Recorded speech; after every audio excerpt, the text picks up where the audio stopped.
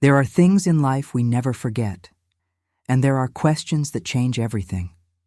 Mine was asked in a butcher shop on an ordinary Friday by a man who had no idea the hell he was about to open in front of me. My name is Dorothy, but everyone has always called me Dora. I'm 80 years old today, thank God. And if there's one thing I've learned in this long life, it's that the truth, no matter how painful, is always better than living a lie. But I didn't know that back in 1967. Back then, I was just a 32-year-old woman, mother of 3 young children, married for 10 years, a seamstress who thought she knew the man she shared her bed with every night. How wrong I was. But before I tell you this story that still hurts in my chest after so many years, let me make a request to you who are listening now. If you relate to this story, if it touches your heart in some way, leave that like down below, subscribe to the Grandma's Diary channel so you don't miss the next stories, and tell me in the comments where you're watching from. I read all of them, really. All of them. And also tell me if you've been through something similar in life. Sometimes we feel alone in our pain, but when we see that other people understand, we feel a little less alone. So comment there, my dear, where are you listening from? Well, let's go. It was March 1967, Friday. I remember it was March because Mrs. Peterson's apple tree next door was full, and she had given me a bucketful on Thursday. I had made jam and still had some fruit stored in a bowl in the kitchen. Funny how we remember silly details, right? But I remember. I remember the color of those apples, the sweet smell that filled the house, the stains on my hands from peeling them. That Friday, I woke up early, as always. My husband Walter had already left for his auto repair shop. He always left at 6 in the morning. I would wake up with him, make coffee, warm up day-old bread on the griddle, spread butter when we had butter, because we didn't always have it, and watch him leave. Then I'd take care of the boys. Amanda, my oldest daughter, was 7 years old. She was a smart girl, sweet, already helping to take care of her little brothers. John was 5 years old, mischievous, always hurt, dirty from playing in the dirt, but he was a loving child. And Benjamin, my youngest, had just turned 2. He was still nursing, still wearing cloth diapers that I washed every single day in the sink. I was a seamstress, worked from home. I had an old Singer sewing machine that my mother gave me when I got married, and it was with that machine that I helped with expenses. I sewed everything, mended clothes, hemmed pants, adjusted dresses. I didn't earn much, but it helped. Walter always said his money was tight, that the auto shop didn't make that much, that we had to save, and I saved. Good Lord, how I saved. I had 3 skirts, 3, 1 navy blue, 1 brown, and 1 black, all mended. I sewed the patches myself, tried to disguise the holes, the worn parts. My blouses were remakes of clothes that my clients' employers gave me. I would take them apart, cut them again, make them fit me. My shoes were just 1 pair, those low black shoes that I polished every Sunday to make them last longer. The children, poor things, also had no luxury at all. Clothes were always hand-me-downs, always inherited from cousins, from neighbors' children. Toys were what we invented. Rag dolls, toy cars from sardine cans, kites made with bread paper and sticks. But we ate. We didn't go hungry. We had rice, beans, potatoes, squash from the garden, and meat. Ah, the meat. We ate meat once, twice a week when we could, and it was always chuck roast or ground beef or chicken wings or organ meats. Those cheap meats, the most affordable. The chuck roast I'd leave in the pressure cooker for hours to tenderize it because it was tough, full of gristle. The ground beef I'd stretch with breadcrumbs, grated potato to make it go further. The children ate without complaining, poor things. They didn't know there was anything better. And Walter, well, he also ate, but always complaining, always making faces, always sighing, pushing the meat to the side of his plate, saying it was tough, that it was tasteless, that he was tired of it. I swallowed my anger and said nothing. I thought, he works all day, poor thing. That must be why he's irritated. That Friday, there was almost nothing in the pantry. The money Walter gave me for groceries had run out on Wednesday. I had stretched it, bought only the essentials, but there was no more meat. So in the morning, after giving the boys breakfast, after hanging the diapers on the line, after starting to sew a pants hem that Mrs. Miller had brought me, I decided to go down to Philip's butcher shop. The butcher shop was 3 blocks from home. It was a small, simple butcher shop, one of those old ones. It had a cement floor always wet, with sawdust thrown down to absorb the blood.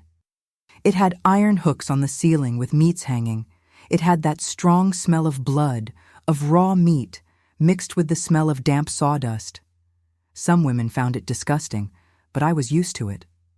Mr. Phillips was the owner, a big, strong man, with an apron always dirty with blood, thick hands from cutting meat so much. He was serious, but he wasn't bad. He knew everyone in the neighborhood, knew everyone's name. He served well, didn't cheat on the weight, didn't push old meat on anyone. He was good people. I got there around 10 in the morning. There were 2 more women in line, Mrs. Carmen, who lived near the church, and Mrs. Lawrence, the shoemaker's wife. I waited. They bought, chatted pleasantries, commented on the heat, on Sunday service, on so-and-so's daughter who was getting married. Neighborhood stuff, you know? When it was my turn, I approached the counter. The counter was marble, cold, always with those little blood stains that never came out. "Good morning, Mr. Phillips." "Good morning, Mrs. Dora. How are you?" "I'm well, thank God." "And you?" "Ah, getting by, right? What will it be today?" "A pound of ground beef, please." He nodded, grabbed a piece of meat, started cutting. The sound of the knife hitting the board, that rhythmic thud, thud, thud, always gave me a shiver. But it wasn't a shiver of fear. No. It was just the noise itself, loud, echoing in that small space. While he was cutting, he was quiet, but I noticed he looked at me sideways 2, 3 times. It seemed like he wanted to say something, but was stalling. You know that look of someone who has a subject stuck in their throat? After a while, he stopped cutting, wiped his hands on his apron, and looked at me with a kind of awkward face. "Mrs. Dora, can I ask you a somewhat delicate question?" My heart jumped in my chest. I don't know why, but it did. You know when you feel you're going to hear something bad? That was it. "You can, Mr. Phillips," I replied, trying to seem calm. He scratched his head, looked to the side, as if looking for the right words.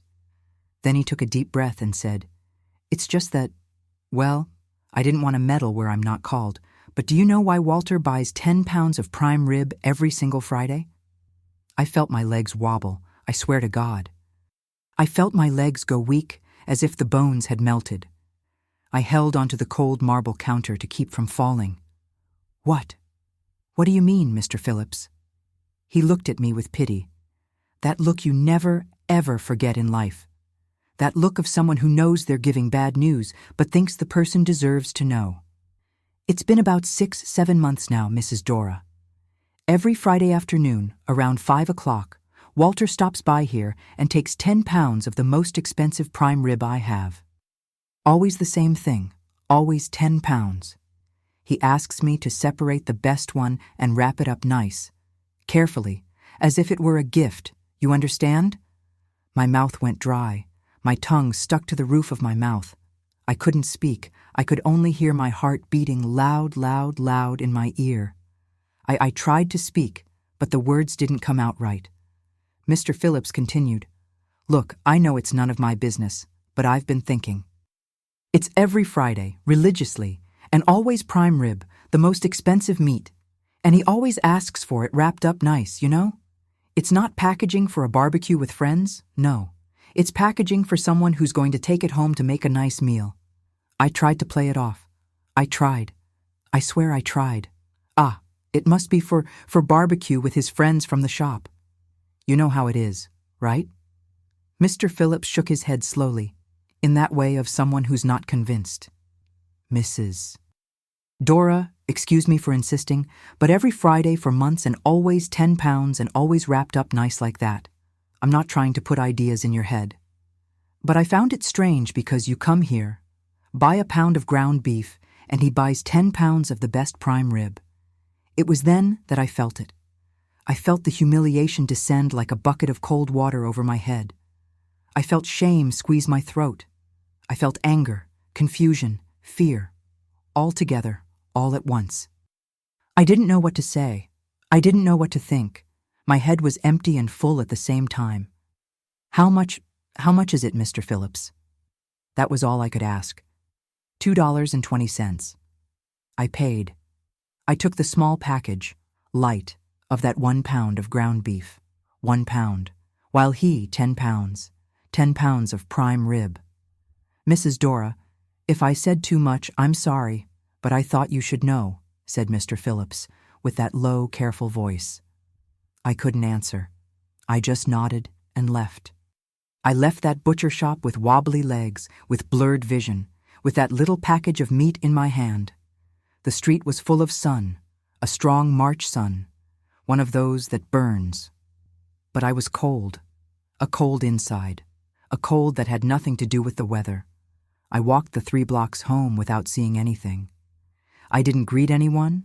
I didn't hear anyone. I only heard that phrase echoing in my head. 10 pounds of prime rib every single Friday. 10 pounds. Every Friday for months. When I got home, Amanda was playing in the yard with her little brothers. She saw me and ran to me. Mom, Benjamin is hungry. I didn't answer. I went into the kitchen like a zombie. I put the meat package in the sink. I went to the small old refrigerator that made a terrible noise. I opened it. Inside, there was a piece of leftover chuck roast from Wednesday, wrapped in a cloth, 3 potatoes, half an onion, a container with rice from yesterday's lunch, and that was it. I picked up that piece of chuck roast. It was hard, cold, full of white gristle that looked like rubber bands. That's what we ate, what I ate, what my children ate, and he bought 10 pounds of prime rib every Friday. 10 pounds. Do you have any idea how much money that was in 1967? It was almost what I earned in a whole month sewing. 10 pounds of prime rib, the most expensive, finest meat, the meat I had never ever tasted in my life, the meat I didn't even know what it tasted like. I leaned against the sink. The tears started to fall, but it wasn't sobbing, crying yet. No, it was silent tears, the kind that falls by itself, without making noise. Tears of anger, of shame, of humiliation. I thought of everything. Of every time I mended my skirt to make it last a little longer. Of every time I dipped bread in coffee with sugar water to fool my hunger. Of every time I divided my piece of meat among the children and kept only the bean broth. Of every time he complained about the food, made a face, and pushed his plate away. Meanwhile, he bought 10 pounds of prime rib every Friday. For whom? That was the question, hammering in my head. For whom was this prime rib? He said he worked late on Fridays. He said he had a lot of work, that the shop got busy on weekends, that he needed to get ahead. He'd get home around 9, 10 at night, tired, smelling of grease, barely spoke, ate dinner and went to sleep. It was a lie. Everything was a lie. I dried my tears with the back of my hand, took a deep breath. I tried to calm down. The children couldn't see me like this, couldn't notice. I washed my face in the sink faucet, cold water. I wet my face, my neck, trying to erase that horrible feeling in my chest. Then I looked again at that piece of chuck roast in the refrigerator and felt such anger that I almost broke that plate right there. But I didn't. I took a deep breath again, closed the refrigerator and thought, I'm going to find out. I'm going to find out who this prime rib is for. The day passed slowly. I couldn't sew properly. I pricked my finger on the needle twice. I burned the beans. I forgot the milk on the stove. Amanda asked if I was sick. I said no, that I was just tired. But it wasn't tiredness, it was something else. It was something I had never felt before. It was distrust. It was fear. It was anger. All mixed up, stirring in my stomach, making me dizzy. When lunchtime came, I made the food. Rice, beans, boiled potato, and that ground beef I had bought, which I stretched with breadcrumbs and onion to make it go further. The children ate. I barely ate anything. I wasn't hungry. I had a lump in my throat that wouldn't let food pass. The afternoon was slow to pass. I kept looking at the clock. 3 o'clock, 4 o'clock, 4:30. 5 o'clock was the time Mr. Phillips said Walter stopped by. I thought about going there. I thought about hiding and watching, but I didn't go. I had 3 boys at home. I couldn't leave. And besides, what was I going to see? Him buying meat. I already knew that now. What I needed to know was where he was taking that meat. 6 o'clock, 7 o'clock, 8 o'clock. I gave the boys dinner, bread with butter and milk. There was nothing else. 9 o'clock at night, I heard the sound of the gate. It was him. My heart raced. I stood in the kitchen, listening to his footsteps entering. He greeted the children, said good night to each one, told them to go to sleep. Then he came into the kitchen. Hi, Dora. What tiredness, my God. I looked at him, at his face, at his eyes, trying to find something different, some sign, some clue. But I saw nothing. He was the same as always, tired, smelling of grease, dirty work clothes. Is there dinner? He asked. There's rice, beans, and ground beef. He made a face. That face. The same face as always. Ground beef again. I took a deep breath. It's what I could afford to buy, Walter. He sighed, got his plate, served himself, sat at the table, ate in silence, making faces, pushing the meat to the side. I stood there, leaning against the stove, watching him eat. And for the first time in my life, I really saw. I saw how he ate without pleasure, without desire, as if that food were a sacrifice, as if he were obligated to eat it, but didn't want to.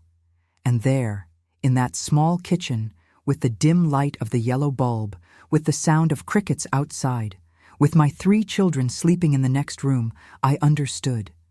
He didn't like that food because he ate better elsewhere. He ate prime rib elsewhere.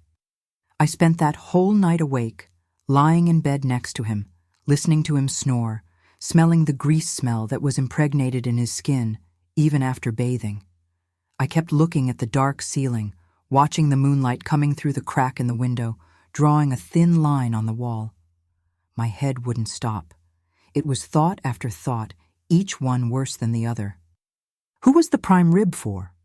Why every Friday? Why did he lie saying he worked late? Where did he go? Who was he with?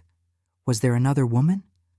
That was the question I didn't want to ask, but that screamed inside my head. Was there another woman? Because you see, 10 pounds of prime rib is not a small thing. It's not meat you buy to eat alone. It's meat for a family, to make a nice meal, carefully prepared. It's meat to impress someone. I turned to the side, with my back to him. I closed my eyes, but I couldn't sleep. Every noise startled me. The wind at the window, the neighbor's dog barking in the distance, the creaking of the bed when he moved. It must have been around 4 a.m. when I finally fell asleep. But it was a bad sleep, full of confusing nightmares that I didn't quite remember when I woke up. On Saturday morning, I got up early. He slept in, as he always did on weekends. I made coffee, took care of the children, hung up clothes, sewed, but my head was elsewhere. It kept going back to the same thing, the prime rib, the butcher shop, the Fridays. During the weekend, I watched him. I paid attention to every detail, his clothes, the way he spoke, his schedule, trying to find something different, some proof. On Sunday, we went to the 8 o'clock service, as always. Him in front with John and Benjamin, me behind with Amanda. The church was full, as it always was. Pastor Arnold talked about forgiveness, about family, about the sacred bonds of matrimony. I sat there listening to those words and feeling a bitter irony in my mouth. Sacred bonds. Did he remember those bonds every Friday when he bought prime rib for God knows who? On Monday, life went back to normal. He left early for work. I stayed with the children and sewing. But I had made a decision during that weekend to discover the truth. I wasn't going to stay there in doubt, eating away at myself inside. I needed to know. So I started planning. On the following Friday, I was going to do something. I didn't know exactly what yet, but I was going to do it. During that week, I continued observing everything. Every time he said something, I paid attention. Every time he left, I mentally noted the time. Every time he arrived, I smelled his clothes, looking for some different perfume, some sign, but I found nothing. He was careful, or I was going crazy. On Tuesday, Mrs. Peterson, my neighbor, came over for coffee. She was a good lady, a widow, who lived alone in the house next door. We were friends. She helped watch the boys when I needed to go out. While we drank coffee with bread, she commented, "Dora, you look tired. Are you sleeping badly?" "Ah, Mrs. Peterson, it's just that Benjamin is teething. He wakes up at night crying." I lied, poor thing. Put some clove oil on his gums, it helps. We talked about amenities, about life, about the children, and then, without planning, the words came out of my mouth. "Mrs. Peterson, can I ask you something?" "Of course, dear. If you suspected your husband was doing something wrong, would you want to know, or would you prefer to stay in doubt?"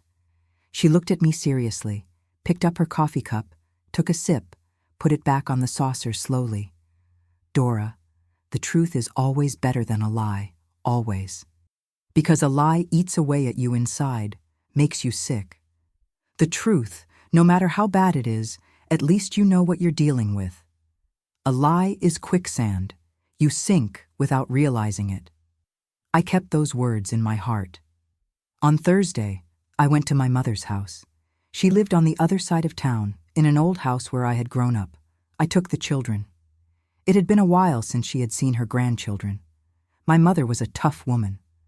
She had raised 6 children practically alone because my father drank and didn't help at all. She had that dry, practical way of someone who learned to survive and didn't have time for niceties. While the children played in the yard, I sat with her on the porch. "Mom, can I talk to you about something?" "Talk. How did you endure all those years with Dad drinking, spending money, disappearing?" She looked at me with those tired, deep eyes. "I endured because I had to endure, Dorothy. I had no choice. I had 6 mouths to feed and no money. If I left home, where would I go? What would I do? A woman alone in those days, daughter, was a lost woman. So I stayed, but I don't think I did the right thing. I think I lived half the life I could have lived. Do you regret staying? I regret having you all. Never." I went home thinking about that. Was I going to end up like my mother, living half a life, accepting crumbs? Friday arrived. I woke up with my heart racing. It was the day I was going to find out where that prime rib was going. In the morning, I acted normal, made coffee, said goodbye to him, took care of the children, but inside I was scheming. Around 3 in the afternoon, I bathed the boys, dressed them in their cleanest clothes.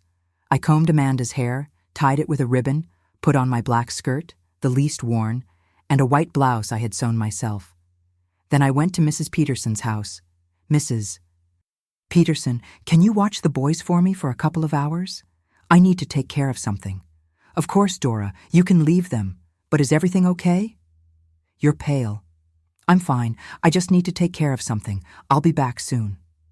I left the 3 children with her. Benjamin cried a little when I left, but Amanda picked him up and distracted him. My girl was always my right hand. It was 4:30 in the afternoon when I left the house. The sun was still high, strong. The streets were empty at that time. Most people were still working or inside their houses escaping the heat. I walked near the butcher shop but didn't get too close. I stayed on the corner across the street, leaning against the wall of Mr. Wilson's pharmacy. From there I could see the butcher shop door. My heart was beating so hard I felt it in my throat. My hands were sweating. I dried them on my skirt several times. 5 o'clock. "Mr. Phillips had said it was around 5 o'clock that Walter showed up. I stood there waiting. Some people passed by, Mrs. Linda with her shopping bag, Joe from the grocery store closing the door of the shop, 3 boys running, playing tag. 5:10, 5:15. Was he not going to come today? Had he changed the day? 5:20. Then I saw it. I saw his old pickup truck turning the corner. That old 1952 Ford pickup, faded blue, that made a terrible noise. I recognized it from afar. He parked in front of the butcher shop. My stomach turned. He got out of the pickup, wearing his work clothes, blue mechanic's coveralls all dirty with grease. He ran his hand through his hair, smoothing it, and went into the butcher shop. I stood there, stuck on my corner, watching, counting the minutes. 5 minutes, 10 minutes. He came out. He was carrying a large package, brown paper package tied with string. I didn't need to see it up close to know what it was. 10 pounds of prime rib. He carefully placed the package on the truck seat. He didn't throw it. He placed it carefully, like someone placing something important. Then he got in the pickup again. I pressed myself more against the pharmacy wall. If he looked my way, he'd see me. But he didn't look. He started the engine, that noisy engine, and left. I waited for him to turn the corner. Then I started following. It seems like something from a movie, right? But it wasn't. It was real. I was there walking through the streets of my town, following my own husband, with my heart in my mouth and my legs shaking. He went down Main Street, passed in front of the church, in front of the square. I followed behind, on the other side of the street, trying not to draw attention. Some people looked at me. I nodded and kept walking. Then he turned onto a street I knew, Maple Street. It was a residential street with nice 2-story houses, well-kept houses. People with more money lived there. I kept following. My heart was so fast I thought I was going to faint. He turned again. Another street, another. I counted mentally. 1 block from my house, 2 blocks, 3 blocks, 4 blocks.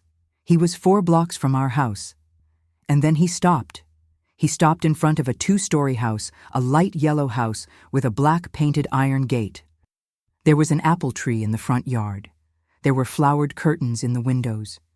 He got out of the pickup, got the package, opened the gate with a key. He had a key to that gate. He went in. I stood there on the sidewalk, behind a big tree in front, an oak. I hid behind the thick trunk, trying to control my breathing, trying to think, what do I do now? Knock on the door, scream, cry? I didn't do any of that. I stood there watching. The house had a large window in the living room, on the first floor. The curtains were open. You could see inside. And then I saw it. I saw a woman. She appeared at the window. Young. She must have been about 25, at most 30 years old. Long hair, brown, pulled back in a ponytail, pretty dress, floral, full-skirted, one of those dresses I saw in store windows and never had money to buy.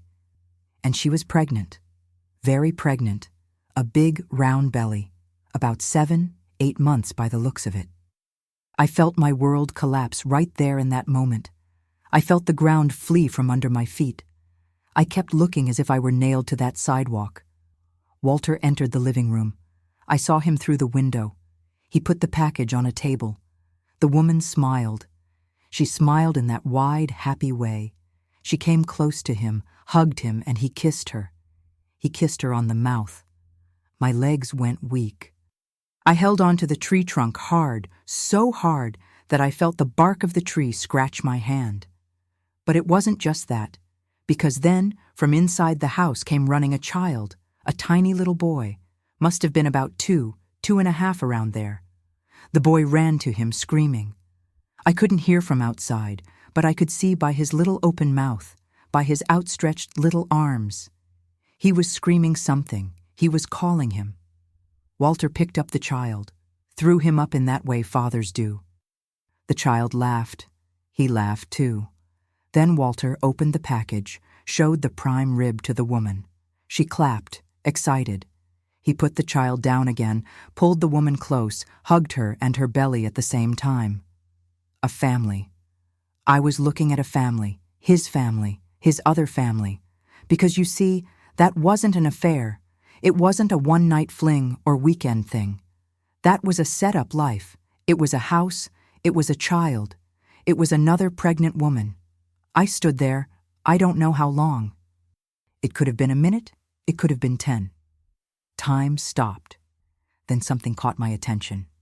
The child came close to the window, stood looking at the street with his little hands resting on the glass.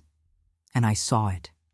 I saw that that boy had a birthmark on his neck on the left side, a purplish spot the size of a coin, just like the birthmark Walter had, just like my Benjamin had, because that birthmark was hereditary, passed from father to son. Walter's father-in-law had it, Walter had it, and Benjamin was born with that mark too. And that boy had the same mark. He was his son, there was no doubt. He was Walter's son. I did the math in my head. That boy was about 2 years old. Benjamin had just turned 2. They were the same age. I was pregnant with Benjamin when that boy was born. He had gotten that woman pregnant at the same time I was pregnant. 2 pregnancies, 2 children, 2 families at the same time. At the same time. I felt such a strong dizziness that I needed to sit right there on the dirty sidewalk under that oak tree. I sat with wobbly legs, my black skirt spreading on the ground.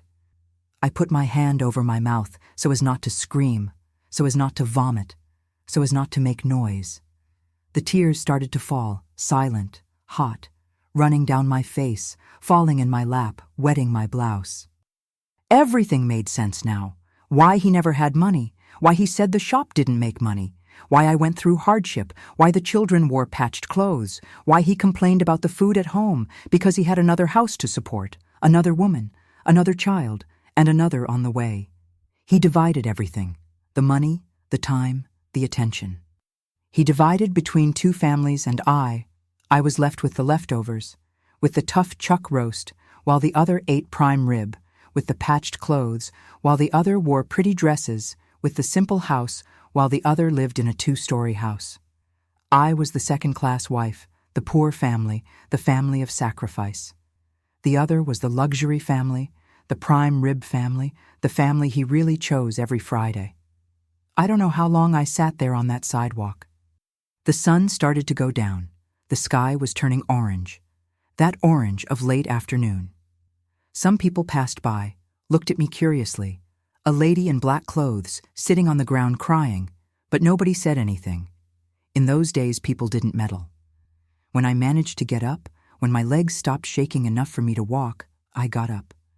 I cleaned my skirt full of dirt, dried my face with the back of my hand. I looked at the window one last time. They were having dinner now. I could see the table set, plates, glasses, candles lit. Candles. He had dinner with candles lit with the other one, while at home we ate with the dim light of the yellow bulb that barely lit up. I turned my back and started walking. I don't remember the way back. I don't remember anything. I only remember arriving at Mrs. Peterson's house, getting the children, thanking her, and going home. The children asked if I was okay. I said yes, that I just had a headache. I gave them dinner, bread with milk, put them all to sleep. Amanda resisted, wanted to stay up waiting for her father. I said he was going to be late, that she had to sleep. When everyone was asleep, I sat in the kitchen, in the dark, without turning on the light, and cried. I cried everything I hadn't cried in 10 years of marriage. I cried for me, for the children, for the life I thought I had and discovered never really existed. I cried until there were no more tears, until my throat hurt, until my chest burned. It was almost 10 at night when I heard the gate open, him arriving. I dried my face, took a deep breath. He came in tired as always, or pretending to be tired. "Hi, Dora." What a day, my God. The shop was packed. I didn't answer. I just sat there in the kitchen chair in the dark. "Why are you in the dark?" "Saving electricity?" I answered with a hoarse voice from crying so much. He turned on the light. The yellow bulb lit up the kitchen. He looked at me. "Are you okay? You look strange." I looked at him, at his face, at the man I thought I knew, at the man who shared my bed for 10 years, at the father of my children, and saw a stranger. "I'm tired." I just lied. "Did you leave dinner?" "I didn't think you were going to have dinner out." He frowned. "Why would I have dinner out?" "I don't know. Maybe because you have dinner out every Friday for months." He froze. I saw his face change. I saw the shock in his eyes. "What are you talking about?" About the prime rib, Walter. About the 10 pounds of prime rib you buy every Friday at Phillips's butcher shop. He went white. White like candle wax. I can explain. You can. So explain. Explain who the prime rib is for. Explain where you were just now. Explain why you have a key to a light yellow 2-story house on Maple Street. Explain who the pregnant woman is. Explain who the 2-year-old boy with the same birthmark as you is. He didn't say anything, just stood there with his mouth half open, unable to invent a lie.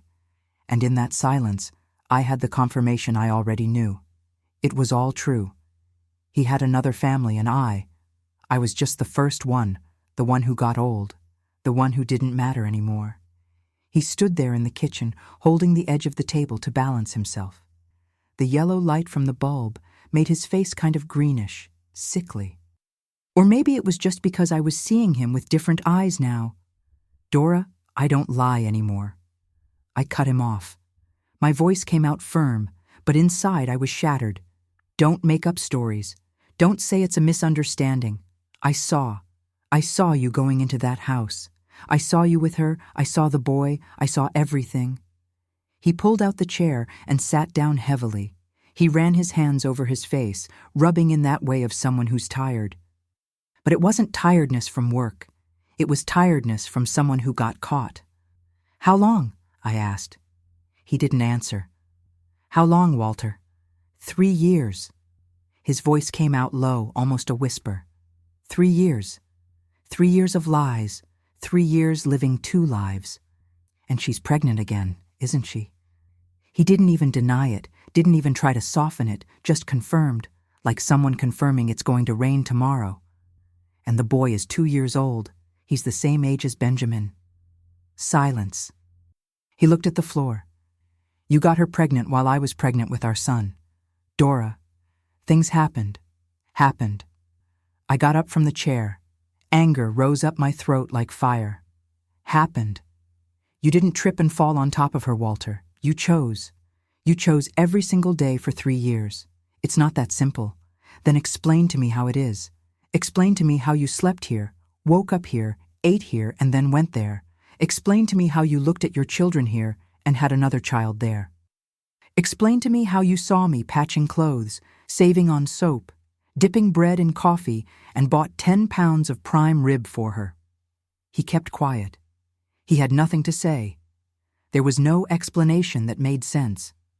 I work a lot, was what he said after a while. I work from sunrise to sunset. The pressure, the demands. I just wanted a place where I could breathe. And me and the children. We don't matter. What are we, Walter? The burden? The annoying obligation? It's not that. Then what is it? He got up nervous, started pacing back and forth in the kitchen. You don't understand. You don't know what it's like to have to support everything, to have to handle everything. I wanted something that was light, that was easy. Something light, something easy. I was the weight, the other was the lightness. And the money, I asked? The money I thought was tight, that you said wasn't enough, that barely paid the bills. Where was that money? He didn't answer, but he didn't need to. I already knew. It was in the light yellow 2-story house. It was in her pretty dress. It was in the 10 pounds of prime rib every Friday. Do you know how long it's been since I bought new clothes for myself, Walter? 7 years. 7 years wearing the same 3 patched skirts. Do you know how long it's been since the children ate good meat? I don't remember. And meanwhile I couldn't finish. My voice broke. The tears came again, even though I didn't want to cry in front of him. Dora, I'll fix this. I'll break up with her. I will. She's pregnant, Walter. Pregnant 7, 8 months with your child, and has another small child who calls you Dad. How are you going to fix this? He was silent. You're not going to fix anything.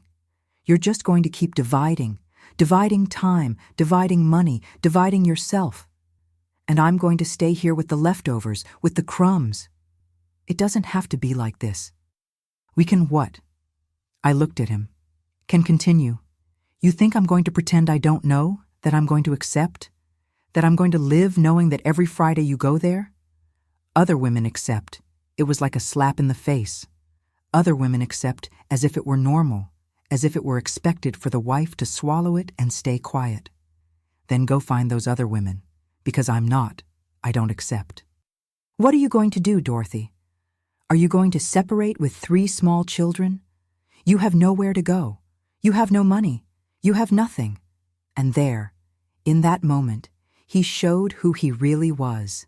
He wasn't apologizing. He wasn't begging for forgiveness. He was threatening me, reminding me that I depended on him, that I had no choice. Get out of here, I said quietly. What? Get out of this kitchen now. He looked at me as if I were crazy. This is my house, and it's my kitchen. Get out. Go to the bedroom. Go wherever you want, but get out of my sight before I do something I'll regret. He must have seen something in my face, in my look, because he left. He left the kitchen, went to the bedroom, slammed the door. I stayed there alone, with the yellow light flickering, with the heavy silence of the night. I sat down again in the chair, put my head in my hands, and there, in that kitchen, where I had made thousands of meals, where I had nursed my babies, where I had sewn late into the night, where I had lived my life for 10 years, I realized that nothing had been true. Everything had been a lie. Everything had been theater, and I was the only one who didn't know the script. The following days were the worst of my life. He continued sleeping at home, but we didn't talk. He would wake up, leave for work, come back late, have dinner, sleep. I took care of the children, sewed, made food, everything automatic, everything empty. The children noticed something was wrong. Of course they noticed. Children feel these things. Amanda asked me, Mom, why don't you and Dad talk anymore? It's grown-up stuff, honey, don't worry. But she worried. I could see it in her little eyes. I could see she was scared. On Sunday, we didn't go to church. I said I had a headache. The truth is, I couldn't leave the house. I couldn't pretend everything was okay. I couldn't smile at the neighbors, greet people, act normal. On Monday, my mother-in-law showed up, Mrs. Arnold, a tall, thin woman with all white hair, pulled back in a tight bun, always dressed in black, since her husband had died about 10 years ago. She had that hard, authoritative way of someone who thought she was always right. She knocked on the door around 2 in the afternoon. When I opened it and saw her there, I knew Walter had told her. Good afternoon, Mrs. Arnold. Good afternoon. Can I come in? Of course. She came in, sat in the living room with her back straight, her hands crossed in her lap, didn't even take her purse off her arm. Where are the children? Playing in the yard. Good, we need to talk. I sat in the chair facing her, my heart already squeezed. I knew what was coming. Dorothy. Walter told me what happened. He told you what exactly? That he has another family? That he has another child? That he's expecting another one? She made a disapproving face, as if I had said a curse word. You don't need to be rude. He told me about the situation, and he told me you want to separate, and I really do. Don't be foolish, girl. You have 3 children. How are you going to raise them? With what money? I work. I sew. Sewing? She gave a short laugh without joy. You think you're going to support 3 children sewing pants' hems? Wake up to life, Dorothy. Better that than living a lie. Lie? You want to talk about lies? You know what a lie is? It's you thinking life is a fairy tale. Men are like that, girl. They always have been. They always will be. They have needs, they make mistakes. And us women, we forgive and move on. Forgive? I felt anger boiling. You want me to forgive him having another family, having another child. I want you to be sensible, to think about your children. Do you want them to grow up without a father? Do you want them to go hungry? Do you want them to be pointed at on the street as the children of the separated woman? Better that than having a lying father. She got up from the chair angry. You're too proud. You always have been. Always had this stupid pride that's good for nothing. My son is not perfect, but he gives you a house, food, a name. There are women who don't even have that. He gives me leftovers, Mrs. Arnold. Leftover time, leftover money, leftover attention, while the other gets the good part. And you think it's going to be different alone? You think you're going to have something better? You're not young anymore, Dorothy. You have 3 children. No man is going to want you.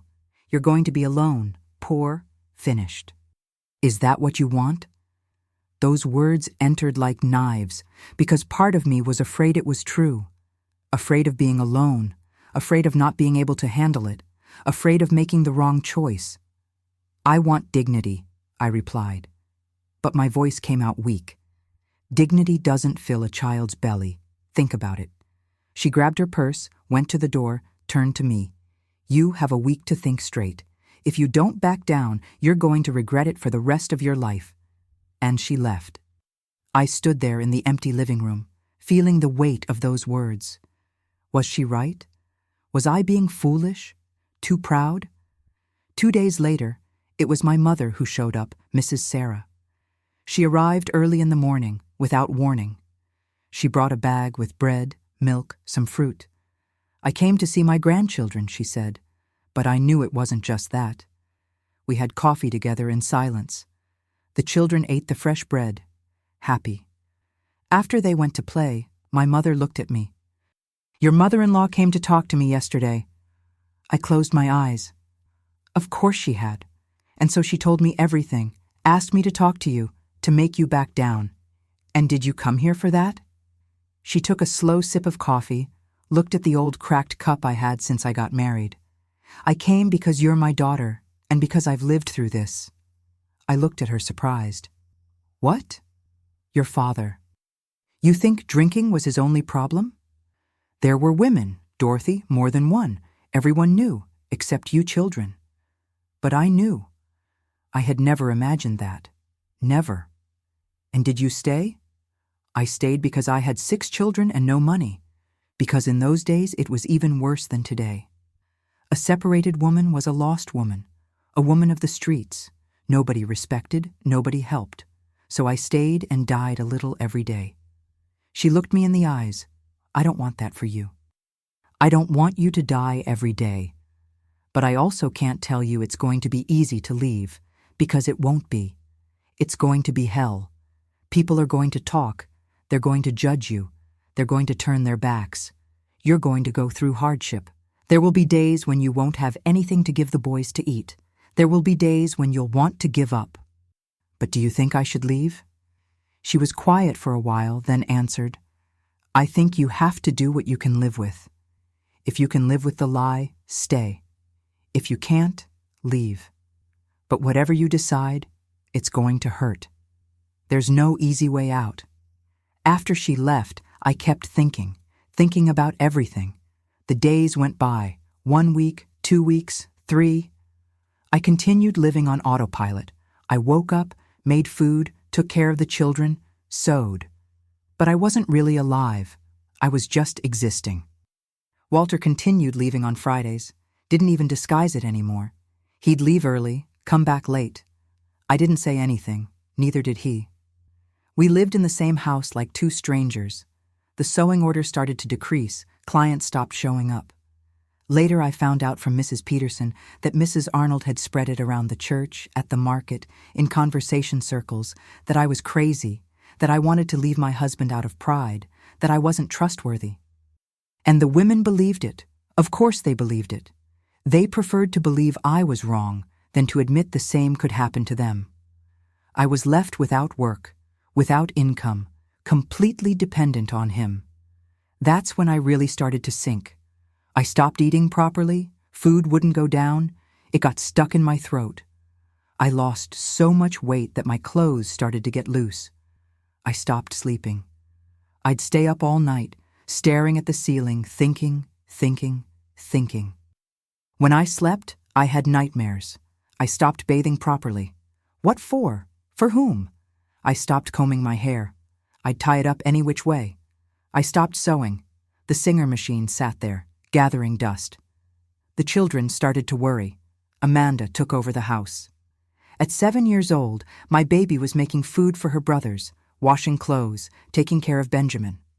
A 7-year-old child doing the role of mother because the mother had collapsed.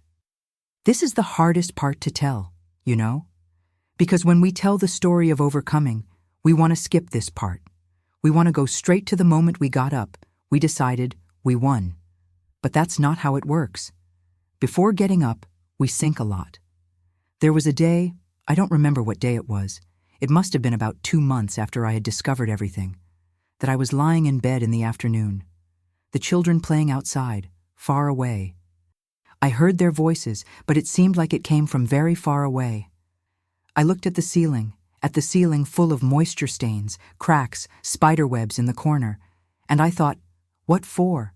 Why continue? Why get up tomorrow? Why live? The children would be fine without me. Amanda was already taking care of everything anyway. Walter could take them to the other house, to the prime rib house, where there was good food, nice clothes. They'd be happier there. And I could rest. Finally rest. Stop feeling this pain in my chest that never went away. Stop thinking. Stop remembering.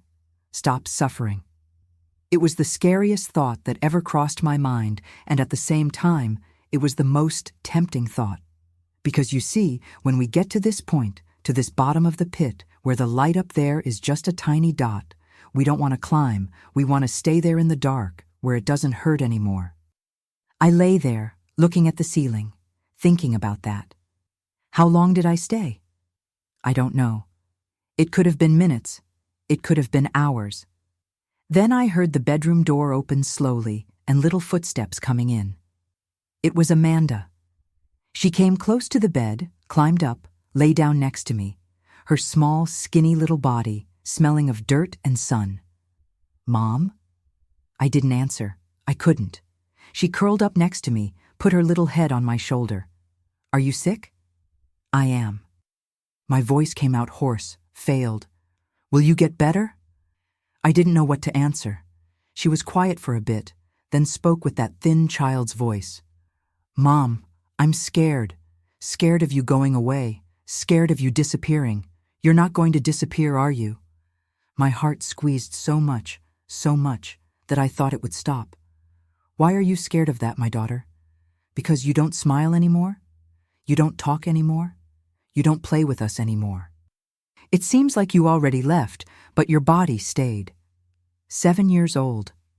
My daughter was 7 years old and already knew what it was like to see someone giving up inside. I turned to her for the first time in weeks.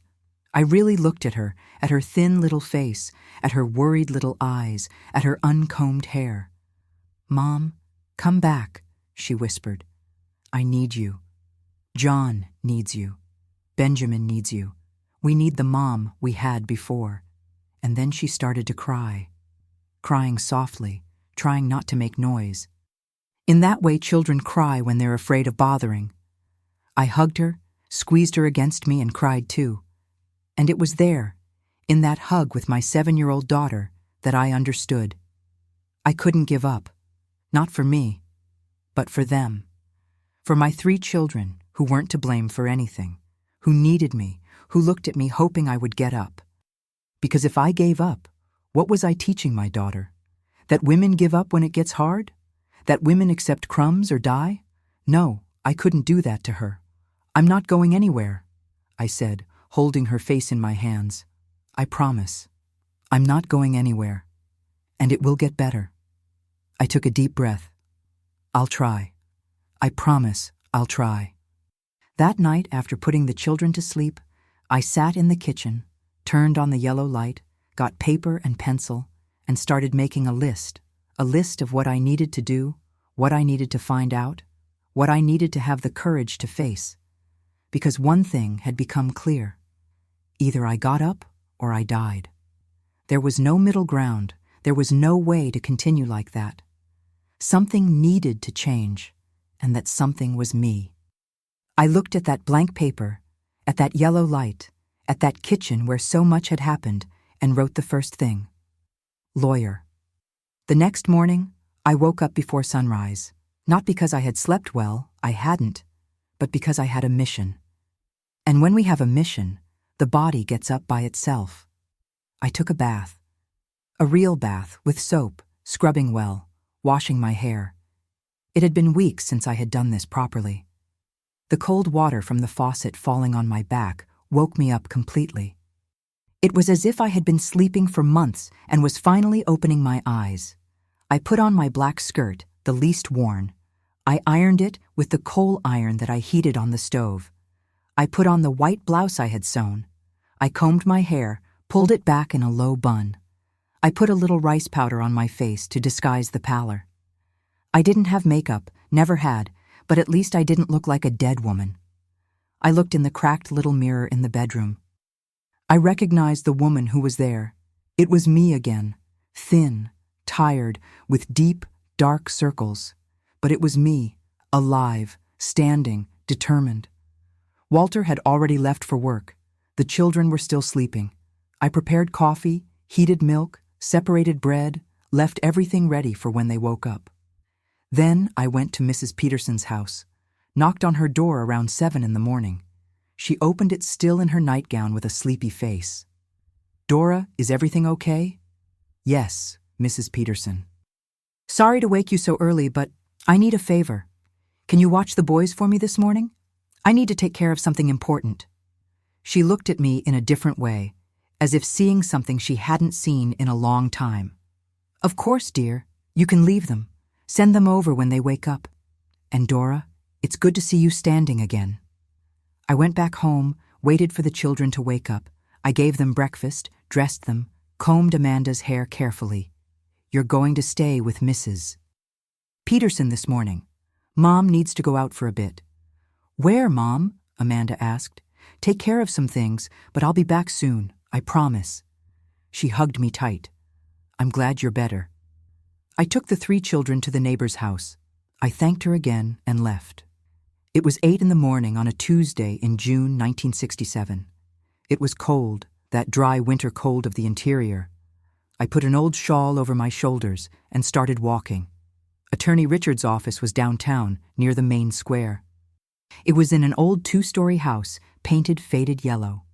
There was a brass plaque on the door, Attorney Richard Chambers, lawyer. I stood on the sidewalk looking at that door, my heart beating hard, because going through that door meant there was no turning back. It meant publicly assuming my marriage was over. It meant scandal, gossip, judgment. But it also meant freedom. It meant dignity. It meant choosing to really live. I took a deep breath and went in. There was a small waiting room with wooden chairs against the wall, an old table with old magazines, a smell of mold and old paper. There was no one there. A door opened and a young woman appeared. She must have been about 20 years old with thick-framed glasses. "Good morning. Do you have an appointment?" "I don't, but I really need to talk to Attorney Richard. It's urgent." She looked me up and down. In that way, people looked at a woman who arrived at the lawyer's without her husband. "I'll see if he can see you." "What's your name?" "Dorothy." "Dorothy Miller." She disappeared through a door. I heard muffled voices. Then she came back. "He can see you now, please." I entered a room full of books. Books from floor to ceiling, on dark wood shelves, a large desk full of papers. And behind the desk, a man about 50 years old, graying hair, round glasses, brown suit, kind of wrinkled. "Good morning, Mrs. Miller. Please sit." I sat in the chair facing his desk, my hands